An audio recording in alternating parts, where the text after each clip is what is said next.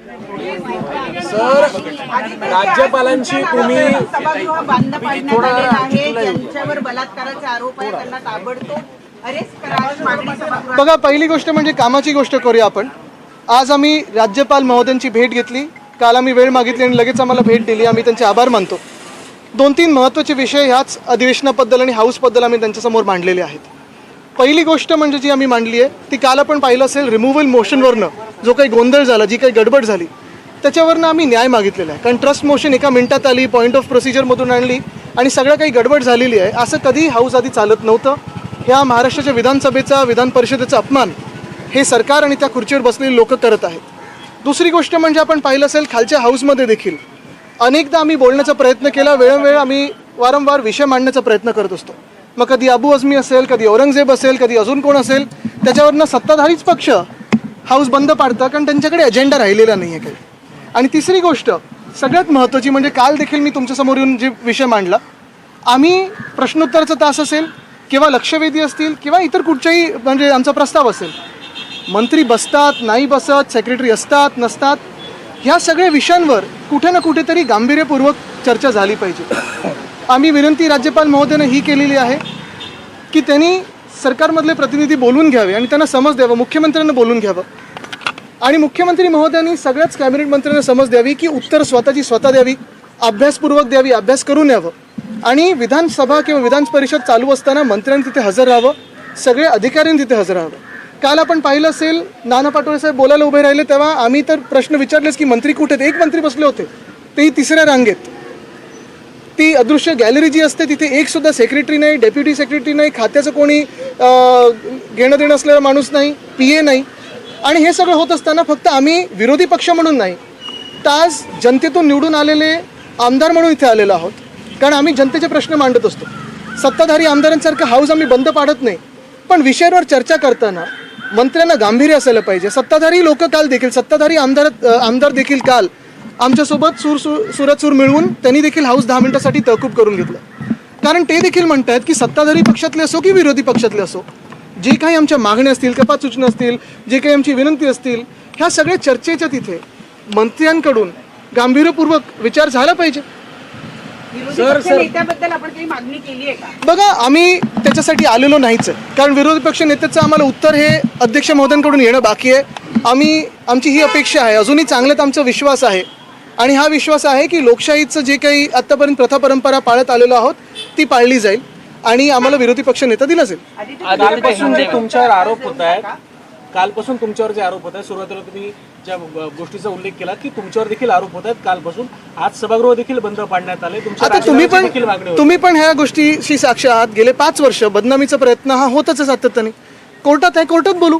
पण महत्त्वाची गोष्ट हीच आहे, मी तुम्हाला वारंवार सांगितलेलं आहे की आम्ही आणि खास करून आपण पाहिलं असेल, माझं ट्विट असेल किंवा आम्ही सगळेच एकत्र आम्ही ह्या सरकारला ह्या एका अधिवेशनामध्ये एक्सपोज केलेलं आहे. फक्त आम्ही नाही तर संघाने पण एक्सपोज केलं आहे. काल तर संघातले देखील लोक बोललेत ना की औरंगजेब विषय हा चुकीचा आहे. मग आता भाजपचे मंत्री त्यांच्यावर कारवाई करायला मागणार का? आज आम्ही हाच प्रश्न विचारत आहे की महाराष्ट्र हा नेऊन कुठे ठेवलेला आहे. आज आपण पाहाल तर क्राईम्समध्ये मग महिलांवर अत्याचार असतील, शेतकरी आत्महत्या असतील, शेतकऱ्यांची परिस्थिती असेल, ह्याच्यात तर महाराष्ट्राची परिस्थिती बिकट होत चाललेली आहेच. पण त्याचसोबत माझ्या सगळ्या सहकार्याने इथे त्यांच्या अधिवेशनाच्या भाषणामध्ये अर्थसंकल्पावर बोलताना भाजपचे जे किंवा ह्या महाझुटीचे जे काही प्रमुख मुद्दे होते ज्याच्यावर निवडणूक जिंकले असं ते बोलतात, निवडणूक जिंकले हे निवडणूक आयोगामुळे, वोटर फ्रॉडमुळे, तरी देखील जे काही त्यांचे 10 मुद्दे होते, एक सुद्धा मुद्दा ह्या अर्थसंकल्पात आलेला नाही. त्यांना त्याच्यावर एक्सपोज केलं आम्ही, त्याच्यावर औरंगजेबावर एक्सपोज केलेलं आहे, त्यांच्या हिंदुत्वावर एक्सपोज केलेलं आहे. प्रत्येक गोष्टीवर एक्सपोज केल्यानंतर राजीनामा द्यायला लागला. आणि हे सगळं झाल्यानंतर आपण पाहताय की आज हाऊस बंद कशावरनं पाडायचं, तर माझ्यावरनं पाडायचं, पाडू द्या. पण जनता हाच सवाल विचारत आहे की तुम्ही तर सत्ताधारी पक्षातले आमदार आहात, तुम्हाला जर निवडून दिलं असेल आम्ही तर काम करायला निवडून दिलेलं आहे, महाराष्ट्राबद्दल बोलायला दिलेलं आहे, बोला ना महाराष्ट्राबद्दल, चर्चा करा. आदित्यजी, आपण पाहिलं असेल तर अर्थसंकल्प याचिका पुन्हा एकदा दाखल केलेली आहे. इतक्या दिवसानंतर हे प्रकरण पुन्हा का आलं असं आपल्याला? मी हेच तुम्हाला सांगतो ना, 5 वर्ष सतत हे जे काही चालू आहे, कोर्टात जे होईल ते होईल.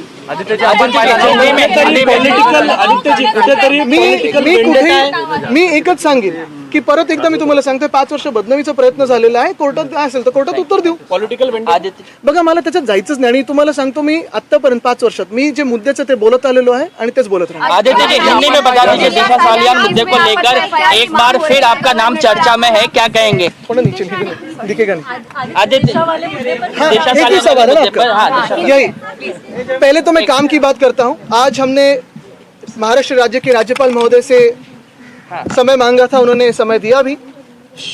विपक्ष नेता अंबादास दानवे जी, नाना पटोले जी है, वडेट्टीवार साहब है, जितेंद्र आव्हाड साहब है, अन्य सारे मेरे जो सम्मानित सदस्य जयंत पाटिल साहब है, अनिल परब जी है, सारे लोग हम उनसे आज यही मांग कर रहे थे कि सिर्फ विपक्ष के नाते नहीं तो जो जनता से चुन के आए जनप्रतिनिधि है, हमारी यही मांग है कि सरकार अब जो बन चुकी है, बहुमत जो उन्होंने चुनाव के विश्वास से उनके आशीर्वाद से पाया है, अभी उनकी जिम्मेदारियों पे खरे उतरे.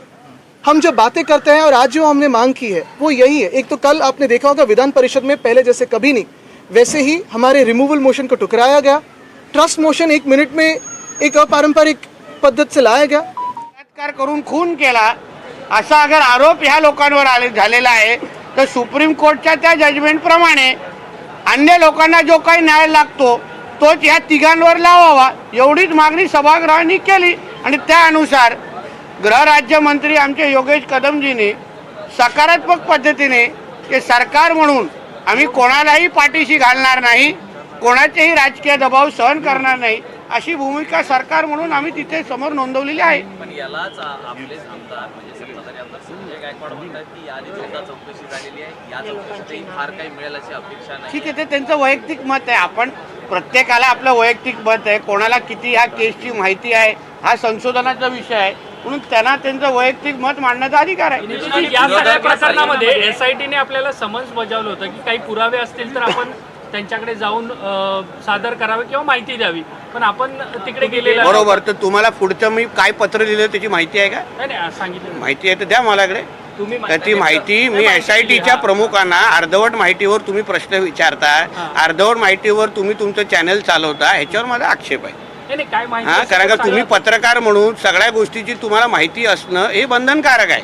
धुळ्यामध्ये एसआयटीच्या प्रमुख म्हणून एसआयटीमध्ये चिमाजी आप्पा नावाचा एक अधिकारी होता, जो चिमाजी आढाव आप्पाने आढाव चिमाजी आढाव नावाचा एक अधिकारी होता, तो त्या केसमध्ये इन्व्हॉल्व होता. जेव्हा ती केस झाली आमच्याकडे माहिती आहे की तो त्या केसमध्ये त्यांनी सगळा कव्हरअप करण्यामध्ये मदत करत होता. तर मी एवढेच पत्र लिहिलेलं की बा तुम्ही मला इन्क्वायरीसाठी कोणासमोर बोलवताय, तो जो ज्याच्यावर आम्हाला संशय आहे त्याच्या समोरच आम्ही जाऊन आम्ही माझी माहिती द्यावी, पुरावे द्यावे, जेणेकरून तो उचलणार आणि आरोपींना देऊन टाकणार. ही माहिती आहे का तुमच्याकडे? अर्धवट माहितीच्या जोरावर मग आपल्या बातम्या चालवणार आणि TRP वाढवणार नेहमीसारखं. पण या वेळेला एक मागणी अशी येते की पहिलं अटक करा आणि मग चौकशी. कारण का सुप्रीम कोर्टचा तो जजमेंट आलेला आहे, म्हणून आपल्याला तरुण पत्रकार म्हणून आपल्याला मी विनंती करतो थोडा आपला अभ्यास वाढवावा है ना, थोडे कायद्याचा अभ्यास आपणही करावा. आम्ही पण तरुण राजकारणी म्हणून जेव्हा आम्ही सभागृहात आलो तेव्हा आम्ही कायदे नियम आयोग सगळ्याचा अभ्यास केला, जेणेकरून सभागृहामध्ये किती बोलायचं काय बोलायचं हे आम्हाला कळतं. प्रत्येकाने आपल्या आपल्या पद्धतीने थोडा कायद्याचा अभ्यास केला. आता ज्याचा उल्लेख मी सभागृहामध्ये केलं की बाबा जजमेंट आहे सुप्रीम कोर्टचं, कोणावरही अगर विनयभंगाचा किंवा बलात्काराचा आरोप झाला किंवा कोणावरही होईल तर पहिल्याच्या पहिल्या त्याला अटक करायला लागतं आणि त्याची चौकशी करायला लागते. अगर अन्य लोकांना तो न्याय लागतो तर मग ज्यांची 3 नावं काल दिलेली आहेत तिच्या वडिलांनी दिशा सालियाने मग त्यांना अटक करून चौकशी करावी असं सभागृहाने गृह खात्याच्या राज्यमंत्र्यांकडे मागणी केलेली आहे. त्यानुसार ते निर्णय घेतील. अटक केली जाईल, कायदा आहे, कायद्यानुसार तिथे आहे. तर त्याचा हा प्रश्न तुम्ही पायतर बाजून साठवून ठेवा, योगेश कदमजींना विचारा, तुमच्या जवळचे आहे. घटना घडली त्यावेळेला तत्कालीन सरकारचा दबाव होता. स्पष्ट आहे ना, स्पष्ट आहे. कारण का देशामध्ये आपला देश आपला कायद्याने चालतो आणि कायद्यानुसार अगर तुम्ही उर्वरित लोकांना एक कायदा लावत असाल आणि एकाच व्यक्तीसाठी अगर कायदा मोडून ते पण माता भगिनींबद्दल हां, माता भगिनींबद्दल आहे. आमच्या लाडक्या बहिणींनी आमचं हे राज्य आणलेलं आहे म्हणून त्यांना सुरक्षा देणं हे आमचं काम आहे.